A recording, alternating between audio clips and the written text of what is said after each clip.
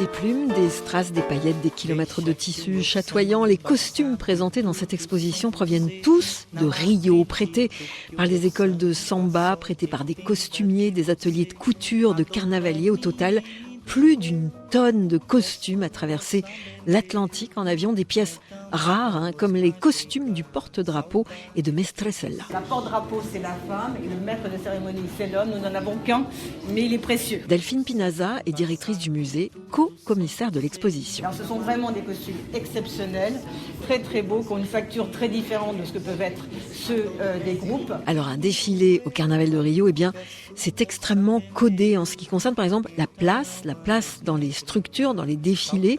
Les bayanaises par exemple, ce sont les plus âgées, ce sont les marraines des défilés. Au moment de l'abolition de l'esclavage, il y a beaucoup d'Africains qui se sont rapprochés de la ville de Rio, qui était alors capitale, et qui sont arrivés justement avec leurs traditions et leurs costumes, souvent parés. Alors c'était des femmes aussi qui faisaient des petites choses à manger, des gâteaux, et qui vendaient sur leur tête avec des plateaux de fruits, avec des plateaux justement des fruits, des gâteaux, d'où vous pouvez reconnaître justement certains moules à gâteaux qui sont sur la tête de ces personnages, qui font référence à ces croyances et à ces rituels. Et puis il y a aussi celles qui tournent, les femmes qui tournent. Ce sont des femmes qui parcourent tout le défilé, qui sont aussi équipées de ces costumes très volumineux, très chauds.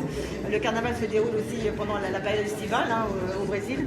Donc même si c'est la nuit, il peut faire aussi encore assez chaud. Et ces femmes portent ces costumes tout en tournant de manière régulière.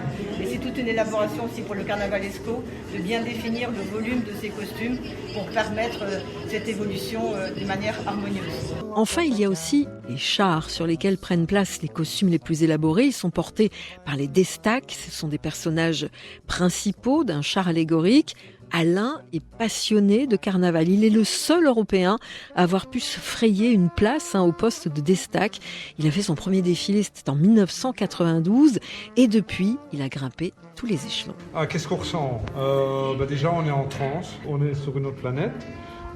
C'est un rêve éveillé. Après, quand on rentre dans le Sambodrome, quand vous rentrez, vous voyez ces 100 000 personnes qui acclament l'école, on n'est plus soi-même.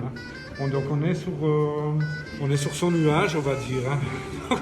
On n'est plus soi-même en fait. On est téléporté même si on a mal, si on a peur, s'il pleut, on oublie tout.